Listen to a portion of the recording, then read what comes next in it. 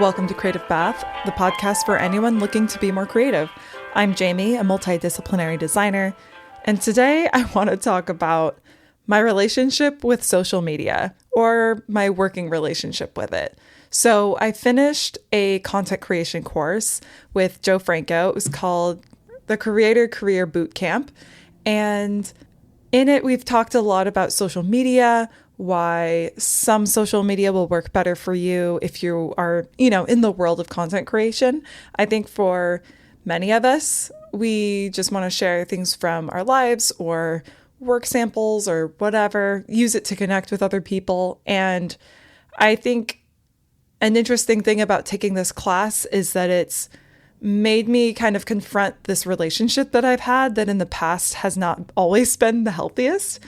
Not so much like being that I was addicted to social media, but it was kind of this push and pull of I pushed myself away from it for pretty hard, where I didn't feel like it was bringing me the value that people said it would, or it said it would.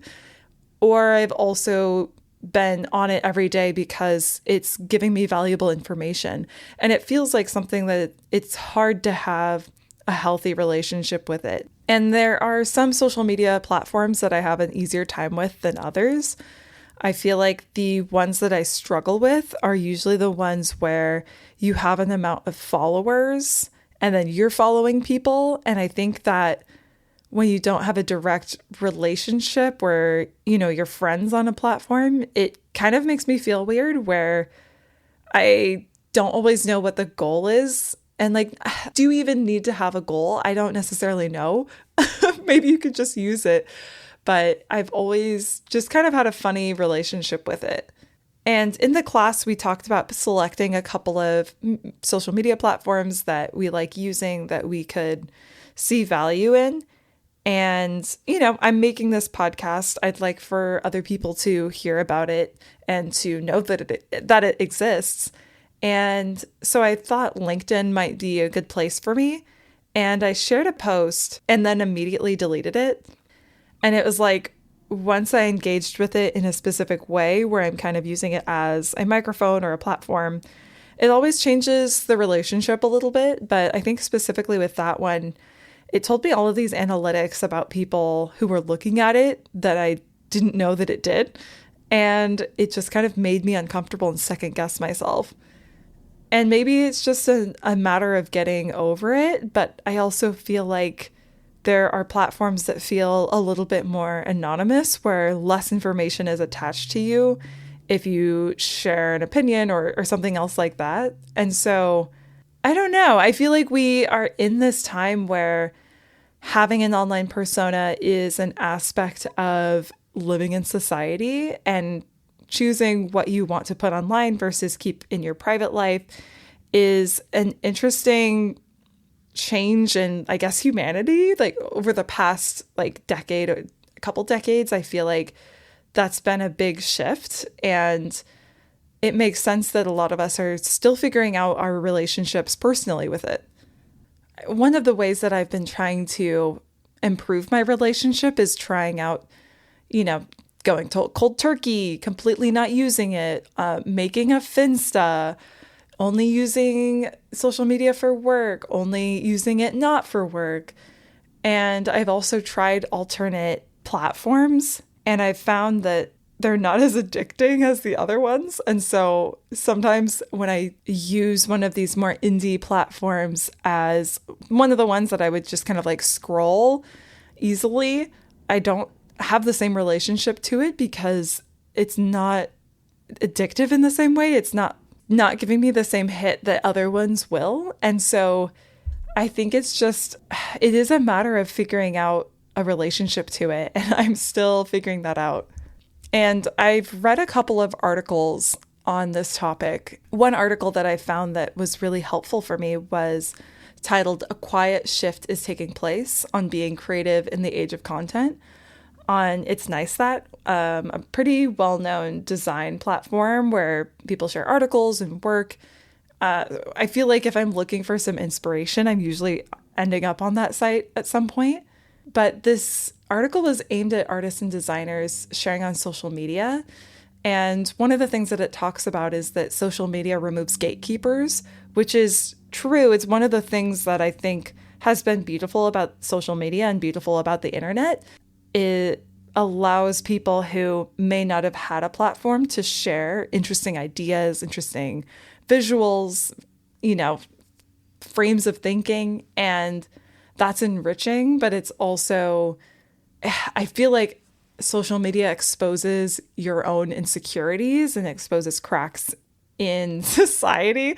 I guess not to get too heady or existential, but that is kind of where we're at with this junction in social media. And the author of this article talked about how he felt like it just reflected insecurities. And now he has a better relationship with it. It's helped him be the artist that he wants to be. The author of this article, by the way, is Matthew Prebig. I think I'm pronouncing that name correctly. I feel like sometimes it is difficult to figure out the name of the author because it comes at the bottom of a lot of articles.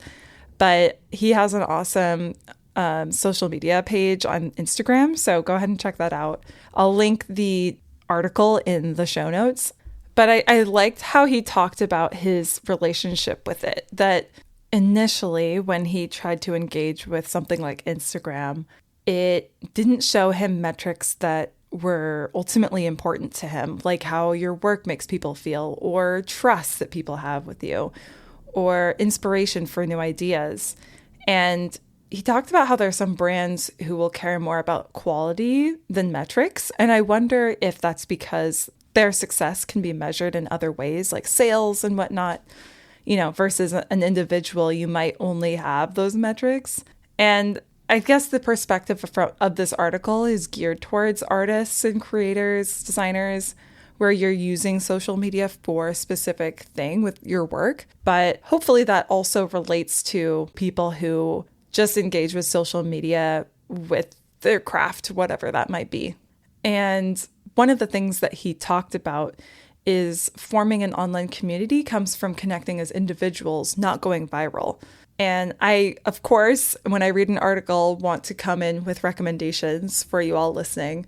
So the first recommendation I have that relates to that is when you feel yourself comparing comment to others instead of taking a step back and just feeling envious. So if he sees someone doing some awesome work that he kind of wishes he did, he'll comment to them or encourage them to continue sharing stuff like that.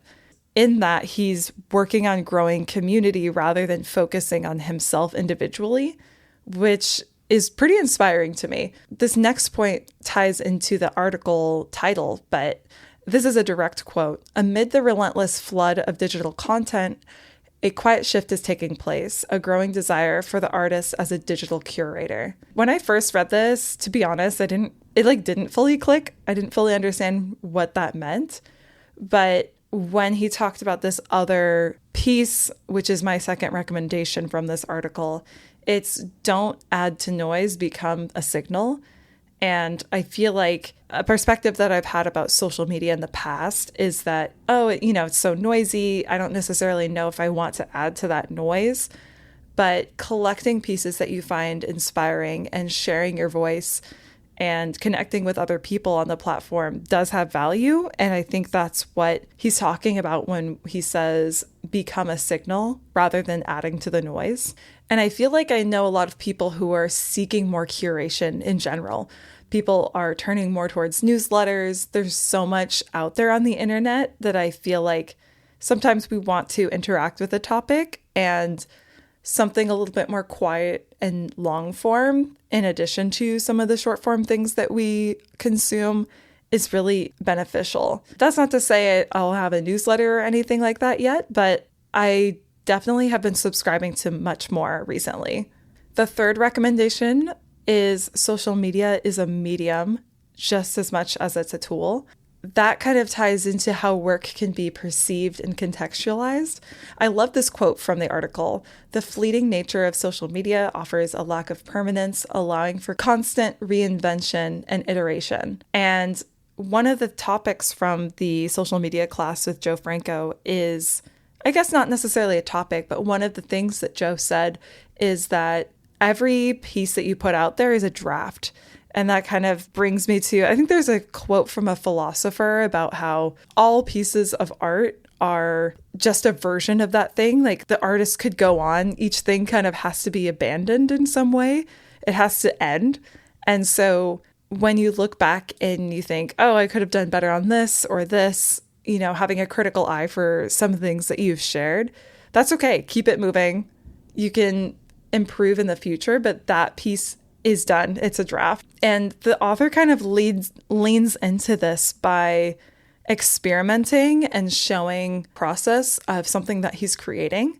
And he invites feedback from other people. When I reflect and think on things that have connected with me when I use social media, one of the things is sharing and asking feedback from other people. I love doing polls or asking for feedback, and sometimes people are really excited to give me that feedback. And so when I was doing the branding for this podcast, actually, I had shared some mood board directions and asked my people, what do you think? What resonates with you? I had 3 different mood boards, and what people said really surprised me, and it allowed people to be brought into my process. And it was the most fun I've had working with social media, I think. I find that I can be a little bit serious with it. And like the author is saying, just making it a little bit more experimental and process driven. It's fun. It's inviting. It's engaging. The last recommendation, so the 4th one, is reflect on how social media makes you feel and then build a system that maintains your control. I think the thing that I've struggled with social media in general is this feeling that I'm not necessarily in the driver's seat of what I'm seeing, or, I'm trying to be on this path. Let's say I'm looking for something with branding because I'm working on a project, and then I'll end up on some other page. I feel like allowing yourself to have boundaries and then building a system of, only engaging with it during certain times of the day or only on certain devices that you have, just like adds a layer of control that you might not have otherwise. All that being said, I am still going to be working on limiting my time on it. I have been doing a pretty good job of only going on Instagram on my computer. That's been pretty healthy for me. Of course, I break that rule here and there. I was thinking about going completely cold turkey, and right now I just use it to talk to some people around the world. And we're going to keep iterating on it, but I think that some of the recommendations from this article will serve me well, and I hope that they serve you well too. So that's it on that topic. If you struggle with social media, I'd love to know in the comments.